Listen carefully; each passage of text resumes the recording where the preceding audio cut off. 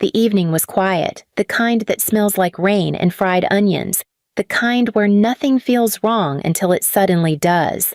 I was folding laundry in the living room, humming softly, while my 7-year-old son, Ethan, sat cross-legged on the floor drawing superheroes with crayons. My mom, Lorraine, was on the couch scrolling through her phone like the world owed her attention. She barely looked at him, she never did, but I still hoped that maybe this time she'd notice something good in him. "Grandma," Ethan said, his little voice shy but hopeful. He'd never called her that before. He looked up from his paper, smiling like he was testing something new, something warm. Please subscribe to our channel and tell us in comments from where are you watching this video. The sound of that word, grandma, seemed to slice through her. She lowered her phone, her eyes narrowing as if he'd cursed her instead of honoring her. "What did you just call me?" she said, her voice sharp enough to cut glass. Ethan blinked, confused. "Grandma," he said again, softer this time. The slap came so fast that I didn't register it until the sound echoed off the walls. His crayon rolled across the floor. He stared at her, cheeks flushed red, more confused than hurt. I froze, laundry still in my hands, heart pounding in my chest. "Mom!" I shouted, rushing to him, but she just leaned back, smirking. "That title's for kids who deserve bloodlines," she sneered, "not bastards from a mistake." It was like someone ripped open the floor beneath me. Ethan's eyes welled up as he clutched his face, his lower lip trembling. I held him close, my hands shaking, every nerve in my body begging me to scream, to break something, to make her feel what she just did. But my mother just laughed, a deep, ugly, hollow sound. "Oh, please, you're too dramatic. Maybe if you'd chosen better men, your kid wouldn't embarrass himself trying to belong." "Stop," I said quietly, my voice shaking. She stood up, towering over me. "Don't tell me what to do in my house. I gave you life, and you gave me shame. That's all you've ever been good for."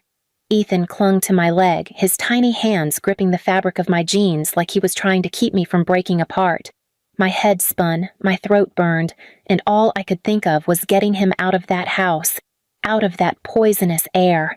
I grabbed his jacket, my purse, his drawing, and headed for the door. But Mom blocked the way. "Running away again?" she said, tilting her head. "That's what cowards do. You'll be back. You always come crawling back." I stared at her for a long time, memorizing her face. The same face that used to kiss my forehead goodnight, now twisted into something unrecognizable. "Not this time," I whispered. Her lip curled. "Don't test me, girl. You're nothing without me." I opened the door and looked back one last time. Then I'll learn what nothing feels like. The wind hit my face as I stepped into the cold, clutching Ethan close to my chest. His little body shivered, his tears soaking into my jacket. "It's okay," I whispered, my voice breaking.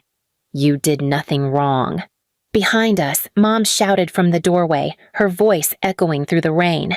"You'll starve without me. You'll come back begging." Ethan looked up at me, eyes red and scared. "Mommy, am I bad?" That question shattered me more than anything she'd ever said. I knelt down, cupping his tiny face. "No, baby.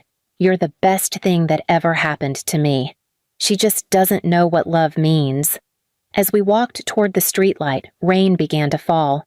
Soft at first, then harder. I could taste salt on my lips, but I didn't know if it was rain or tears. I had nothing but a few bills in my pocket and a bruised heart. But I knew one thing for sure. She had crossed a line that could never be uncrossed, and I wasn't going to let her laugh again. That night, I made a silent promise as I tucked Ethan into the motel bed. I promised that one day she'd choke on the same cruelty she fed us. She'd learn what it meant to lose everything she thought she owned, including me. I turned off the lights, sat in the dark, and whispered to myself, "Tomorrow starts the part she doesn't see coming."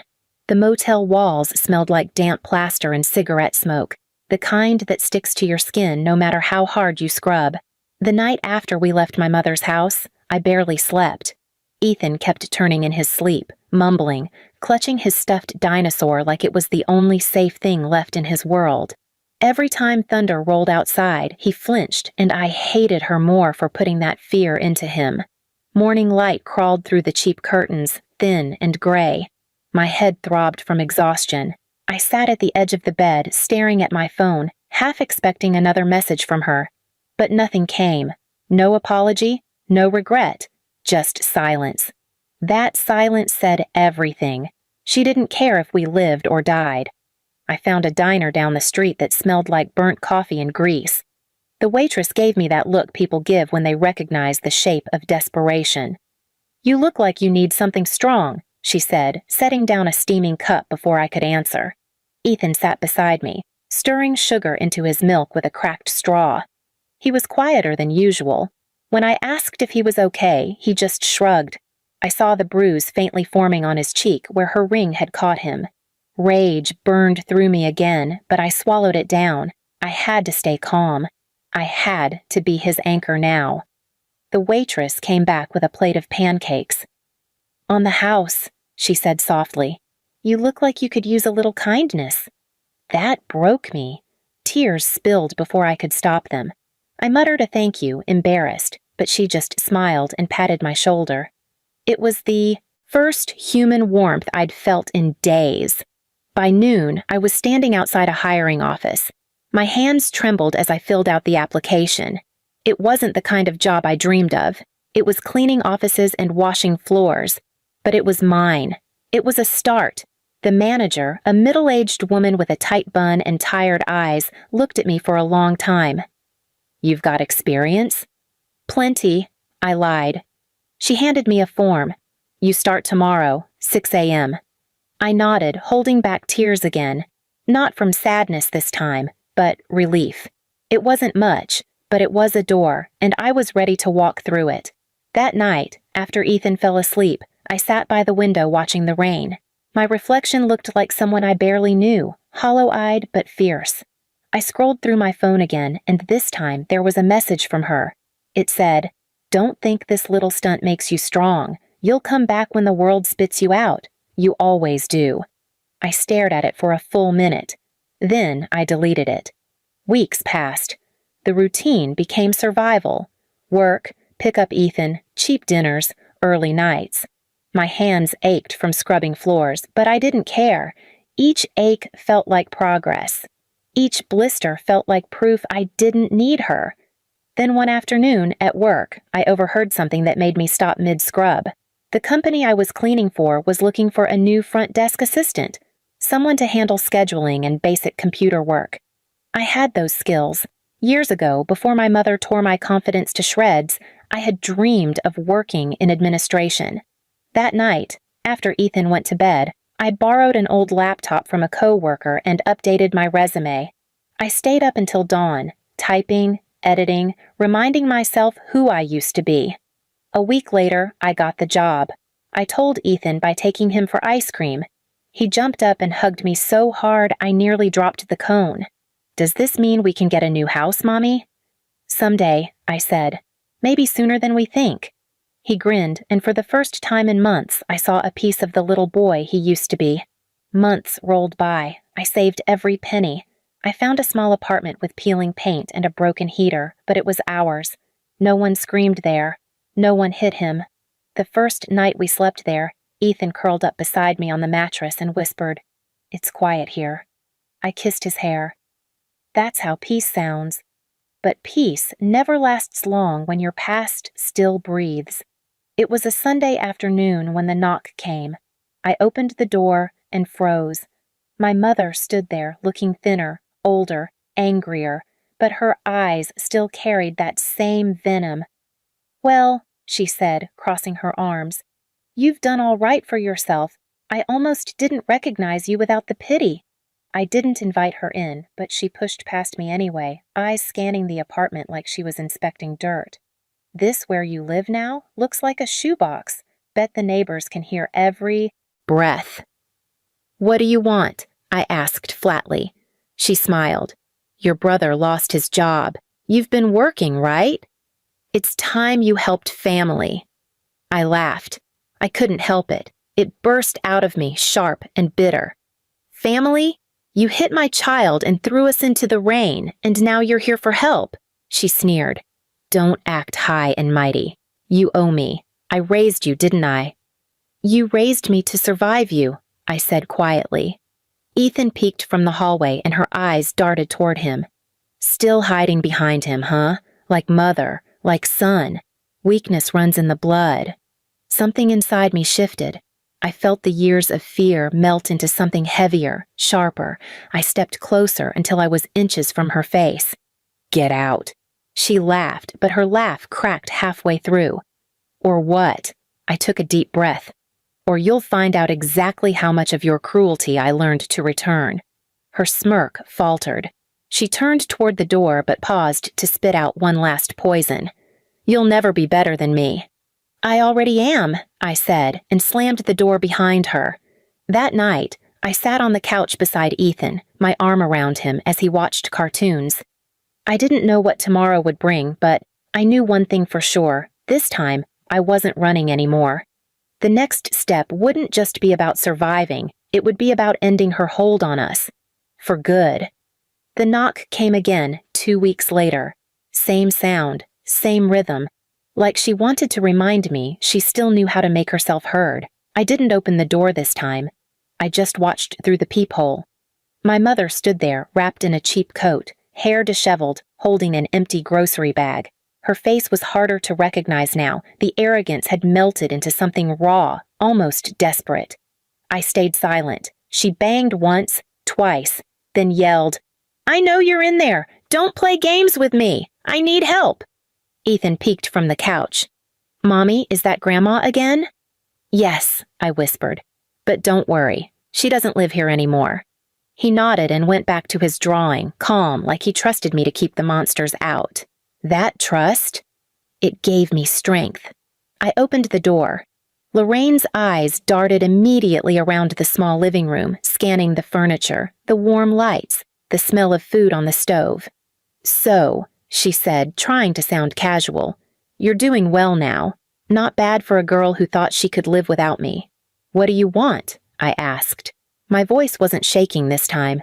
She hesitated before answering. The bank took the house. Your father's pension's gone. We're between places. So you're homeless? I said bluntly. Her eyes flickered with shame. Temporarily. I folded my arms. You came here because you think I owe you something. She smirked, but it was weak. Family helps family, remember? Like you helped me? I stepped closer. Like the night you hit my child and told him he didn't deserve bloodlines? You expect me to forget that? Her lips pressed into a thin line. He shouldn't have called me Grandma. That's what children do, I said coldly. Unless they're taught fear. She flinched, but quickly hid it behind anger. You think you're better than me now, don't you? I smiled faintly. No, I am better than you. You made sure of it. She looked around again. So, you're really going to let your mother sleep in the cold? I stared at her for a long moment, then stepped aside. Come in. Her expression shifted, a flicker of relief, surprise, then triumph. She walked in like she owned the place. I knew you'd come around, she said, dropping her bag on the table. Blood always calls back. I said nothing. I just watched her as she sat down on the couch, trying to get comfortable. Ethan stayed in his room, the door closed. I could hear the faint hum of his cartoons. Dinner smells good, she said, eyeing the pot on the stove. Got enough for two? Of course, I said. She smiled, that familiar smug curl of her mouth. Maybe you're not as heartless as I thought. I turned off the stove and filled a bowl.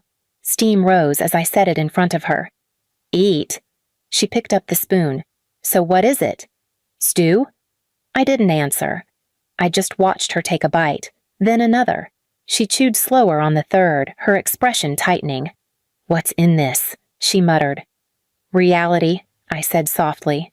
She frowned, still chewing. What the hell does that mean? It means, I said, my voice steady, that for the first time, you're tasting what you gave me. Her eyes darted to mine, suspicion growing. You're crazy. No, I said, leaning in. You just never thought I'd stop being afraid of you." She dropped the spoon, glaring at me. "If this is some kind of game—" "It's not a game," I said, cutting her off. "It's a lesson." I walked to the door and opened it. Cold wind rushed in, biting through the warmth of the room. "You can stay outside tonight. There's shelter in town, one of those places for the people the world forgets." Her mouth fell open. "You're throwing me out?" "You threw me and my son into the rain," I said calmly. "Consider it symmetry." She stood, her hands trembling. "You can't do this to me." "I already did," I said. She grabbed her bag, but before she left, she turned back. "You'll regret this. One day you'll be old and you'll need someone—" I cut her off again. "And I'll remember this moment." She froze for a second, maybe waiting for me to change my mind. I didn't. She stepped out into the night, muttering curses that the wind swallowed. I closed the door and locked it. The silence that followed wasn't empty. It was earned. Ethan came out a few minutes later, rubbing his eyes. "Is Grandma gone?" I knelt down and smiled softly. "Yes, baby. She's gone." He hugged me tight. "Good. I didn't like how she looked at me." I brushed his hair back. "You never have to see her again." That night, I sat by the window again, watching the cold rain fall. But this time, it didn't sting. This time, I wasn't the one shivering outside. I thought of her out there, clutching her pride like a blanket, realizing that she had finally lost control, and as the lights from passing cars flashed across the window, I whispered to the dark, "I didn't feed you dirt, Mom. Life did. I just stopped cleaning your mess." In the morning, I made pancakes for Ethan and played music while we ate. The sun came through the window, bright and clean, washing the apartment in gold. He laughed, syrup on his face, and I felt something I hadn't in years. Peace that didn't apologize for existing. For the first time, I didn't feel like a survivor. I felt like someone who had finally won. Please subscribe to our channel and tell us in comments from where are you watching this video.